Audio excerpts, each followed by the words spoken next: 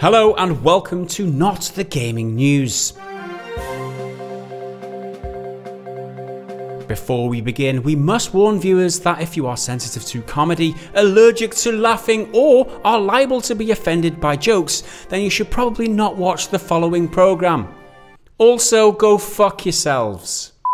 First up today, reports have emerged this weekend that PC gaming marketplace Steam now has 30,000 games on its store. However, if you don't include asset flips, shovelware and pure trash, PGG estimates that the actual number of decent games on Steam to be around 4. The 30,000 does not include other items on the store, including DLC, software or videos, which would add another 21,000. This makes a total of 51,000 things available on the store right now, which in fact is very coincidental. 51,000 is the exact number of calories Steam owner Gabe Newell consumes each day. That was obviously a joke, but according to Steam Spy, around 9,300 games released in 2018 on the platform, which is an average of 25 new games released every single day. It almost equals the amount of gaming videos IGN release on YouTube each day. However, it does amount to exactly the same amount of trash. And that wasn't a joke. It is difficult to know if this growth will continue in the following years, although indications are that they won't be running out of Steam anytime soon. Puns are the best. Puns for days. In other related news, the Epic Games Store has introduced a refund policy similar to that of Steam's. The new refund policy will allow players to refund within 2 hours of playtime and within 14 days of purchase. Unfortunately, they're not offering a similar refund option for people who downloaded the free game Fortnite, since that game is not even worth the internet data it costs to download. Oh shit! It's just so petty. We also learned over the weekend that Ubisoft's The Division 2 is coming to the Epic Games Store instead of Steam when it arrives on PC on March the 15th. This news has a silver lining for Steam fans. At the very least, it will reduce the number of trash games coming to Steam on that day by just 1. Trashed. Another game trashed. It's not even out yet and we're already being mean to it. I've played it. It is trash. Well, there you go. Epic Store was recently rated F for customer service by the Better Business Bureau. It received the lowest possible rating due to unanswered customer complaints. 247 of the 271 BBB complaints filed in the last year have gone unanswered by Epic. PGG have reached out to Epic for comment, but as you would expect, our inquiry has yet to be answered. The Epic Games Store has been giving away a free game every fortnight since it launched in a bid to attract users to its marketplace. The current offering is What Remains of Edith Finch. Edith Finch is described by many as a walking simulator, which leaves many people still waiting for them to announce the free game. Next up, Gearbox CEO Randy Pitchford is accused of receiving a secret $12 million bonus from Borderlands royalties, among other allegations involving potential underage pornography. The lawsuit was filed by ex-Gearbox lawyer Wade Callender. The accusations towards Pitchford include breach of fiduciary duty, contract violations, and fraud, including diverting royalties for a $12 million executive bonus. The irony being that if Callender wins the legal battle, it will be Pitchford's career left hanging on the wall. I did wonder if that one would land, because these days, who has a real calendar? You just got it on your fucking phone. I mean, if people don't know that a calendar is supposed to go on the wall, then they're not the demographic for our show. Respect your history.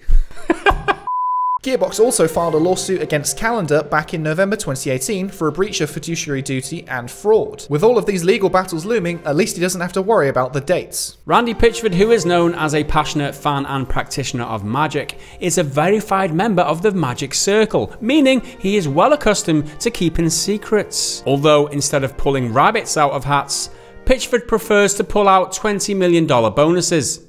But apparently, that's not all Pitchford likes to pull out. Mr. Pitchford also stands accused of hosting peacock parties, events which allegedly involved adult men exposing themselves to minors. However, it is unclear if they got a peek at his cock. Peekaboo! That's not a game you want to be playing, is it? Among the claims against him are the accusations of his underage porn collection, which was found on a USB stick that he left at Medieval Times back in 2014. The X-rated content was a video purchased by Pitchford and features the talents of cam girl Only 18.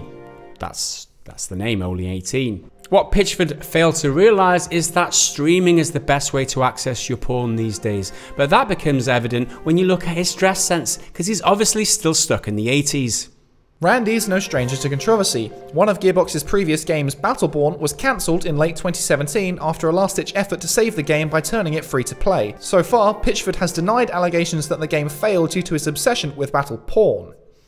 And next up, we have received news that upcoming Kingdom Hearts 3's epilogue and secret ending are to arrive as free DLC at launch, according to Eurogamer. And I say according to Eurogamer because what they describe as free DLC at launch, we non-corporate shills like to call a day one patch. The DLC will only be accessible when the player meets certain criteria, such as reaching the end of the story. This seems to be in an effort to withhold spoilers until the story is complete, so don't go taking those keyblades to your wrists just yet. Kingdom Hearts 3 is known for featuring many beloved Disney characters, as well as suffering lots of delays and development issues. Founder of the Walt Disney Company, Walt Disney himself is rumoured to be in cryogenic stasis since his death in the 1960s, only to be reanimated when they've gotten around to finally releasing the game. Players of the Resident Evil 2 remake have found easy workarounds for the demo's 30-minute time limit. Resident Evil is known for pitting players against multiple undead creatures known as zombies, or, as we like to call them, celebrity crack whores. The demo is named the One Shot, as it only allows players to play it through once. You only get one shot, which coincidentally, if you line them all up, is the same amount of bullets it would take to kill 3 Paris Hiltons.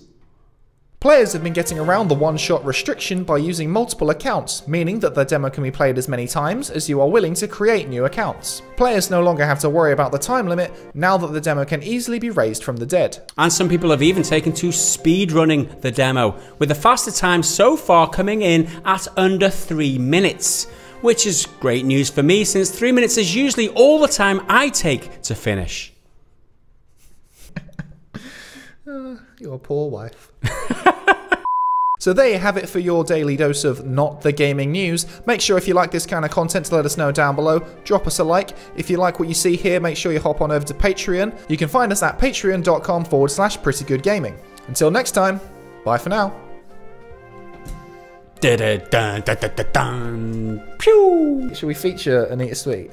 She's British. Yeah, so she might. She could come on the show. That would be the that best. Would be fucking Anita. funny. Could I throw a hot dog down your I bet I could, bitch. I bet I could, bitch.